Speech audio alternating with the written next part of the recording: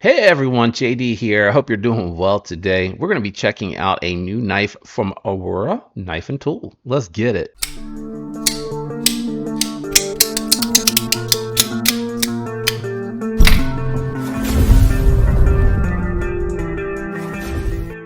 All right, guys, I have the knife right here, and I was very excited to check it out, and I'm glad I got to check it out. We are looking at the Truffle. This is a very interesting one indeed. There's a few specs that I want to read through with you before we get into it, but I do want to, before we get too far into it, introduce the other version. I didn't realize in the review sample of this one, we were going to get to check out a fancy boy version of this one. So this is the black washed handle, and there are definitely some interesting materials going on here, but I think we have Mokatai and Zircotai in going on as well. Looks like Mokatai backspacer, and I think that's a Mokatai inlay, but I'm going to pull the specs up with you guys real quick, and we're going to take a look at what that is. All right, so we're checking it out here. I'm going to see if I can find a little bit about what's going on with the specs. We have an overall length of 8.1 inches. We have a 3.4 inch S35 VN blade that has been hollow ground. And the handle length is 4.7 inches, fully titanium. They're calling it the Roundhouse lock. It is a partial leaf liner lock with a pivot button lock release, and it is being made in China, which it does state clearly on the box. Now, the pre-order on this one, the black wash, I don't know if it matters. The black wash looks like it's $199. The unblack washed is also $199. And then it looks like, and I don't know if it says that this is done because it says pre-order right now.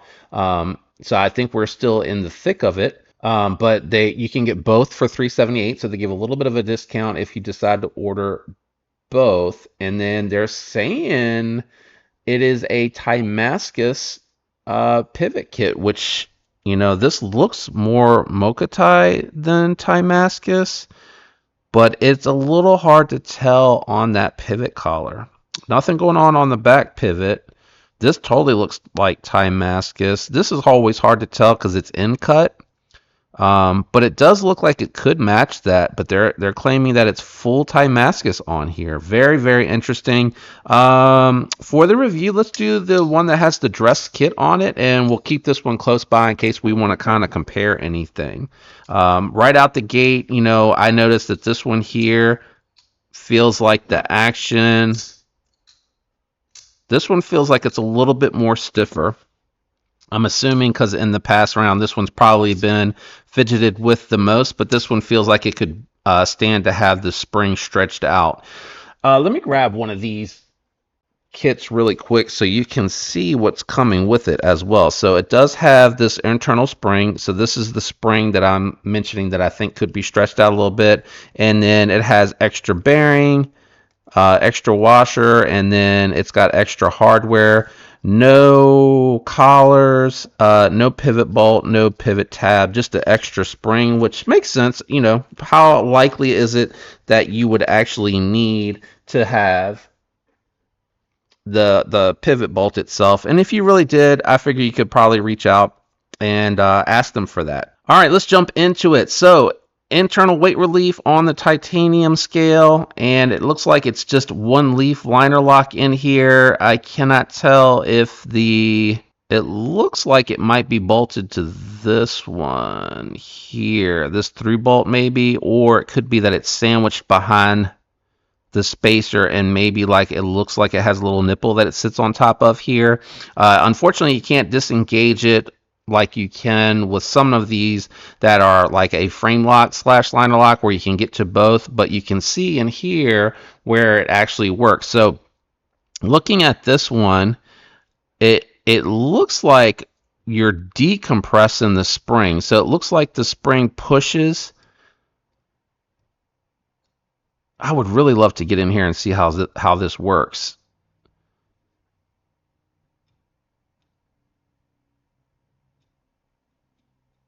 I'm not 100% sure how it's being pushed back. It's weird because you would think that this would push the liner out, but I'm pretty sure the spring comes in from this side. So maybe it's something that you're pushing down that's relieving the pressure of the spring. I'm not 100% sure. Oh, no, that's not it either. But you can see how it operates when you push this button in over here on this side. It disengages the lock bar. So it would need something with pressure to push down in there.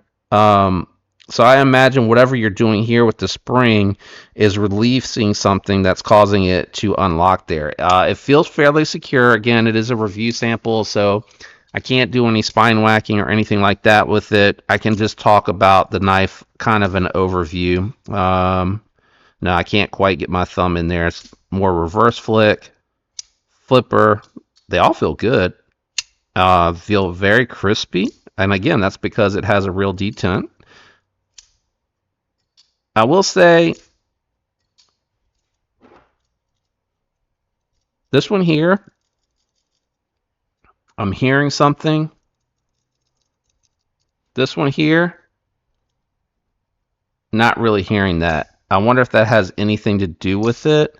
The kit came on it. I do remember that. Ooh, my goodness, that is definitely way more stout. Oh, look, I didn't even notice that. You can see Aurora right there on that flipper tab right here. I wonder if that's on both. That's not on this one. Wait, is it? Oh, goodness. That is strange. So this one says Aurora on it. This one does not. I wonder why that is. I wonder if that's just is there anything else that's different that I missed? I don't think so. This looks like a stonewash titanium. They offer anodized. I'm looking at the website now. They have other anodized titanium, stonewashed, blackwashed, stonewashed, and the hardware kit are all that I'm seeing. The relief cut on the milling looks the same. Lock bar looks the same.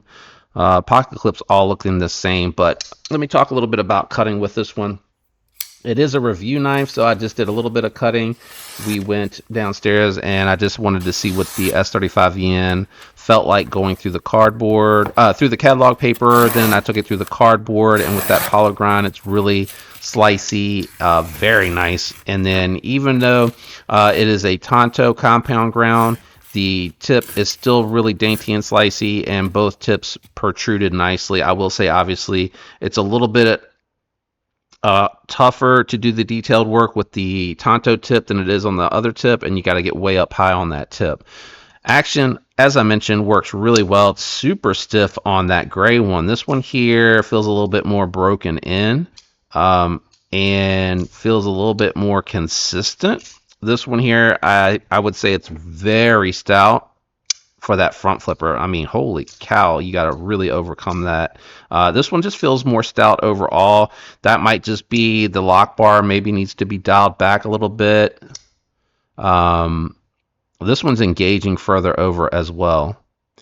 This one is engaging at 50%. This is more like 30%. So that could be the other part of it as well. So that might have something to do with it. Let's do some size comparisons and weigh the knife, and then we'll wrap it up. Okay, so I wanted to bring out my Benchmade Bug Out and my CJRB Echo. The Echo also because I feel like this could flex into a gents, even though it is a longer knife.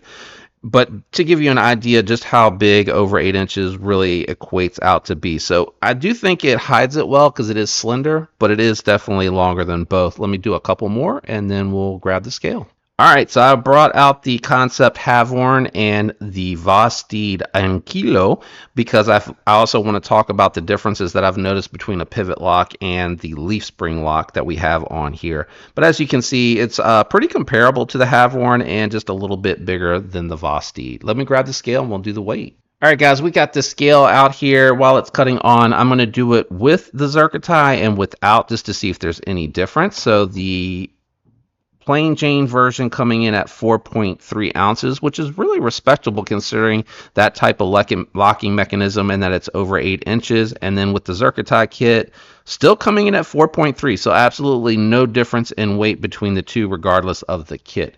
Let me go ahead, move the scale out of here. We'll go ahead and wrap this one up. All right, scale is out of here. Let's go ahead and wrap it up. I've graded on a scale of 1 to 10, guys, 10 being the best, 1 being the worst, and budget knives limit at 7. Things that I take into account: value for money, performance, fit finish, build quality, materials, etc. Ergos are excellent on here, very comfortable. It has a very nice finish on the edge here, and you do get a lot for your money even when you look at the black wash and the Zerkatide kit. I like innovation like this. I think the leaf spring lock is very nice as long as they can get it done consistently. For me on this particular one, I am going to go 7-1. There's a little bit that holds it back for me. The first thing that I'm going to say that kind of holds it back for me is that I do love the neutral ergos on here, but I don't love the fact that we got 2 versions here, and I'm hoping these are prototypes since we're in the pre-order stages, where we have one that's locked up at 50%, one that's locked up at 30. We have one here that I almost can't front flip. I mean, it is very stout. I think that it may have something to do with the lock bar and the way that that's locked up. The other thing that holds it back for me as well is going to be that this jimping is a little big and a little thick. I'd like to see this tight jimping that you see here on the flipper tab on that back flipper, and maybe they'll update that in the production version. That to me just kind of holds it back a little bit. I like S35VN. I'm not a huge Tonto person myself. I like the hologrind. I think I'd rather just have them have made this a drop point without the compound grind, but it's not awful for having that compound grind. I'm not quite sure what happened here, but this has gotten chipped up, so I'm gonna try to fix that real quick. All right, I'm not sure what was going on. I think it's still a tiny little chip there. There's nothing for it to have hit, and unfortunately I cut with this one not realizing that this had it on there. So final scores on there. I love the multiple means of deployment. I think if they can just have that made consistently, we'll be good to go. Very cool lock. I will say, out of the two, if you consider the pivot lock from Vosteed, I feel like this one's a little bit heavier. And as you can see right there, you really gotta get into the pivot lock for it to work, but you can tune these, and I imagine you can tune these as well. When I first got it, it was a little light, and I tuned it up a little bit to make it a little bit stiffer, and I have it tuned in to where I really like it right now with this one here. But I would imagine from a majority of people would probably say that it's a little too stiff for them. But I really like the way that pivot lock works. And this is a little bit more narrow. That was going to be the other point that I made. This has a little bit more chunk to it. So I really do feel like I like that better for an EDC or a hard use knife. I would have loved this type of blade shape on there, whatever you want to call that, a modified clip point. But that belly on it works really, really good. And it's all, you know, the same. I don't have to worry about changing my angle for sharpening or anything like that. So money wise though, this is a really good value for money. $200. You're getting S35VN titanium, multiple means of deployment. You're getting a very ingenuitive lock. The only thing that really holds it back for me aesthetically is just I don't really like that blade shape, and that's personal. A lot of people might like that and go for that, but in this particular instance for me, I don't like that blade shape. And I would like to see some consistency among the lock, but that's just my input, feedback. And again, these could be prototypes because we're in the pre-order stages, so that might be all ironed out. So, you know, take that with a grain of salt and keep that in mind when you're taking that into consideration, because this is phenomenal money for value and the quality feels good. And you know, the hologrind really slicey on it. Again, I like S35VN. I think it's a fantastic steel, and I imagine that Zerkatide kit that you could pick up to dress this one up with probably going to be pretty affordable. And that might be the other reason that this looks like Mokatai, It could just be that this is something that they did for the prototype when they were trying to decide what kits to offer. So take that again into consideration. Thanks for hanging out to this point of the video, guys. If you enjoyed, hit that like. If you're interested, if you would like, say something down in the comments. Hello, what did you think about the truffle? Anything. The comments help, and I love interacting with all of you. All right, I'm out of here. I hope all of you have a fantastic week. I'll catch you next time, guys. Peace.